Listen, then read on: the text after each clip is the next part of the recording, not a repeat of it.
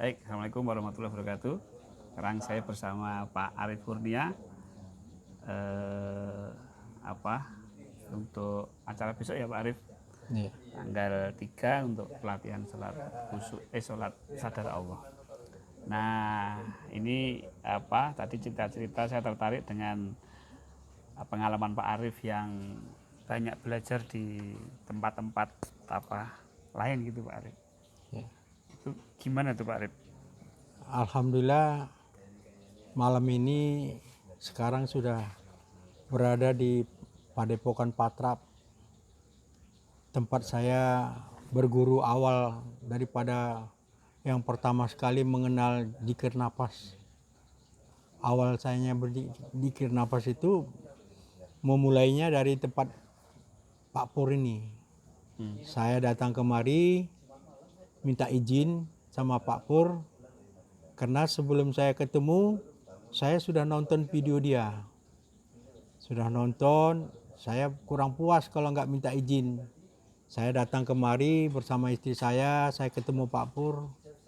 Nah, di situ saya mulai mengenal zikir nafas ini, ketemu gurunya langsung. Tapi gurunya ini nggak mau dipanggil guru. Nah, dia maunya ya namanya belajar bersama. Nah, kalau Pak gurunya ini sebenarnya dosen.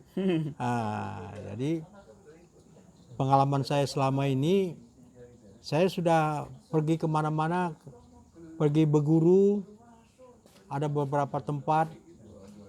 Saya seperti itu juga, saya datang ketemu gurunya, saya minta izin, saya ada nonton dia punya YouTube, saya merasa yang saya ambil ada juga ilmu-ilmu dia, saya minta izin.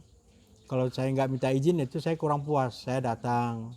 Jadi ada berapa guru saya datangin, walaupun di Medan itu ada berapa tempat. Nah, di Bandung juga ada.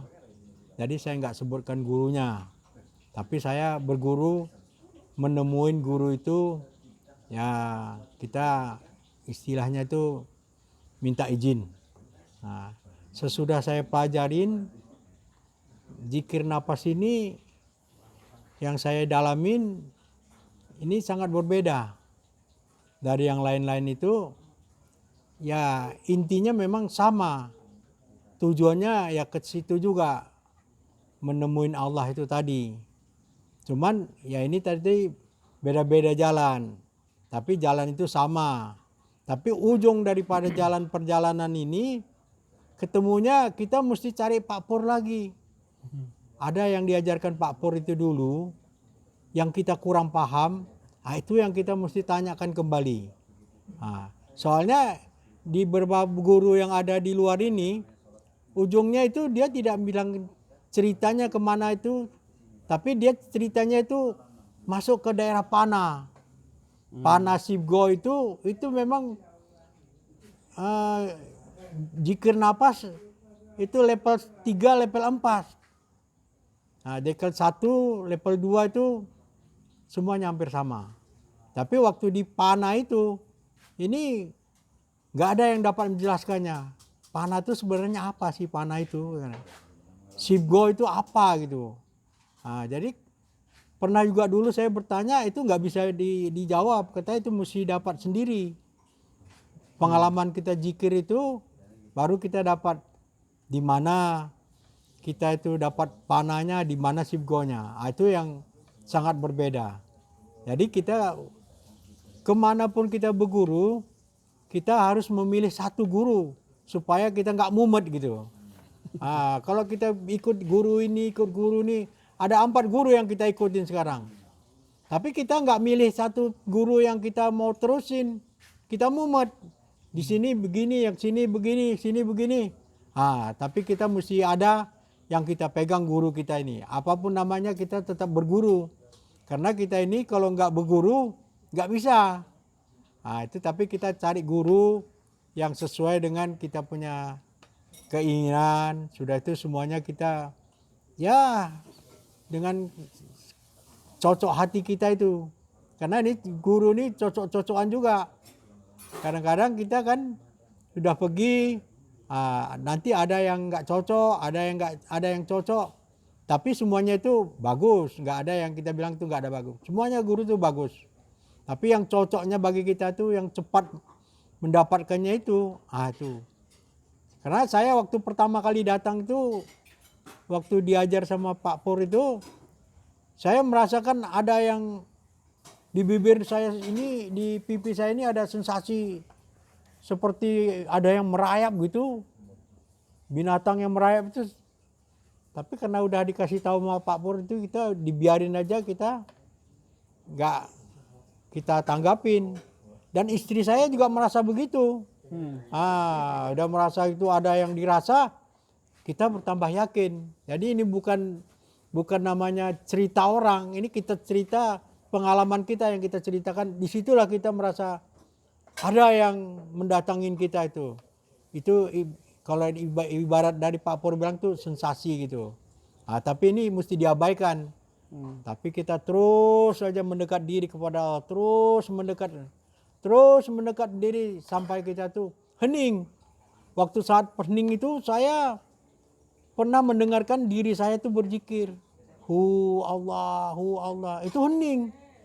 Saya nggak paham itu hening tuh, pernah hening tuh kosong tuh, pada saat kosong itulah saya mendengarkan itu. Belakangan saya cari lagi tuh, saya ulang nggak ketemu lagi.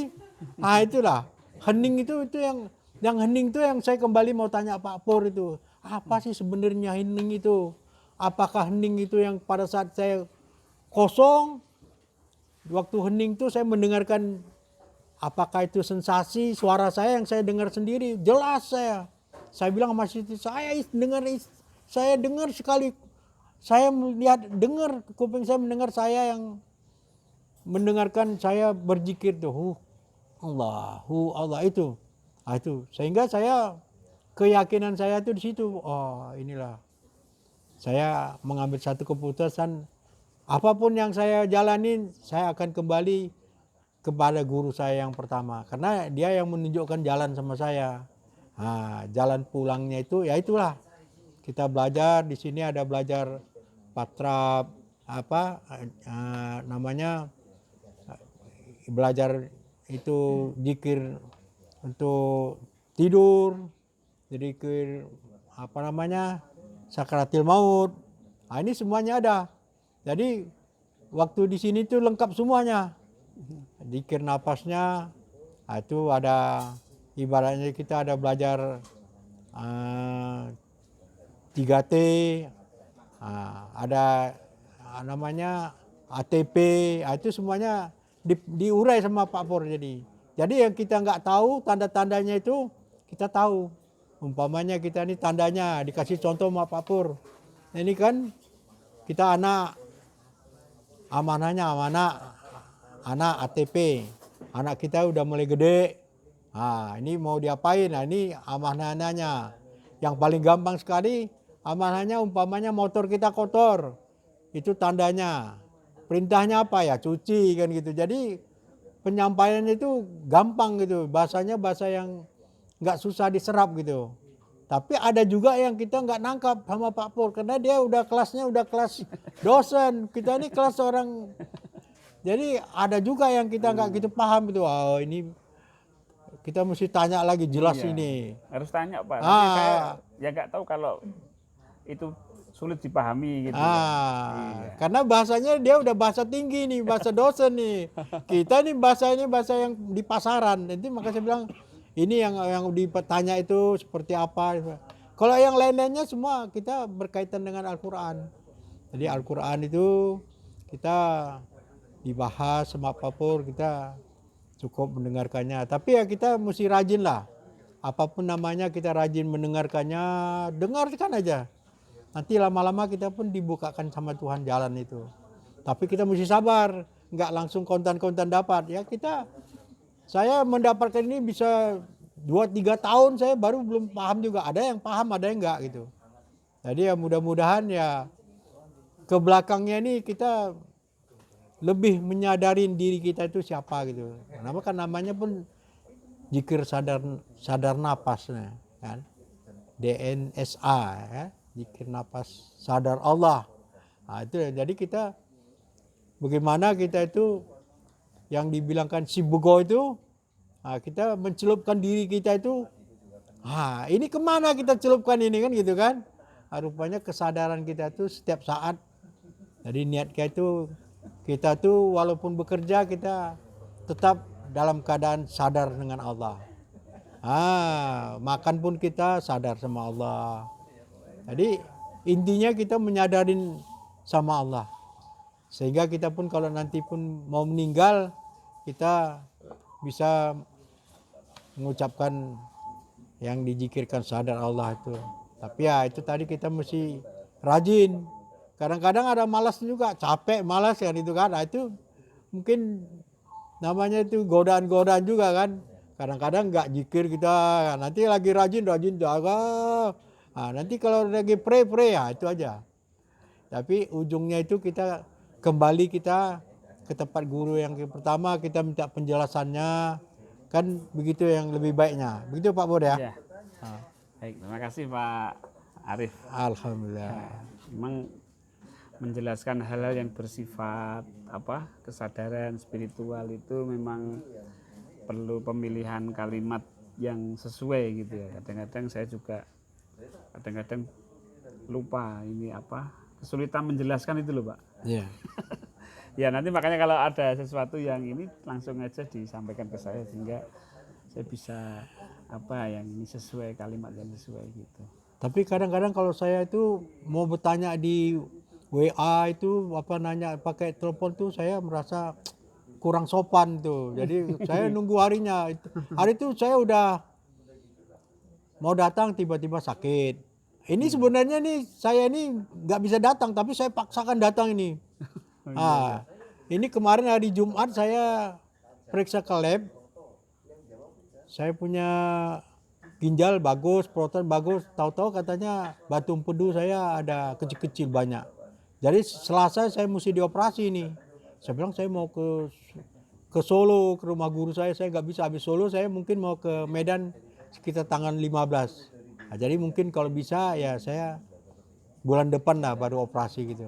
Jadi saya ancang-ancang operasinya mau di mana, nanti saya pikirkan juga. Karena kalau biaya itu sekarang lebih murah ke seberang. Bukan kita maksudnya promosi ke Malaysia enggak, tapi itu lebih murah. Soalnya ongkos dari Medan itu ke Malaysia itu cuma 450. Ke Jakarta lebih mahal. Jakarta 1.600.000. Makanya saya kalau mau pulang dari Medan itu saya keliling dulu Pak. Dari Medan saya 450, nanti dari Kuala Lumpur ke Jakarta cuma 600. Baru 1 juta. 1 juta satu. Kalau saya langsung tembak Medan 1.600.000. Saya masih ada 400. Saya bikin nginap 2 malam di Bukit Bintang. Bukit Bintang, tempat melancong. Baik, terima kasih Pak Arif. Alhamdulillah. Mudah-mudahan nanti operasinya lancar. Baik. Assalamualaikum warahmatullahi wabarakatuh. Waalaikumsalam warahmatullahi wabarakatuh.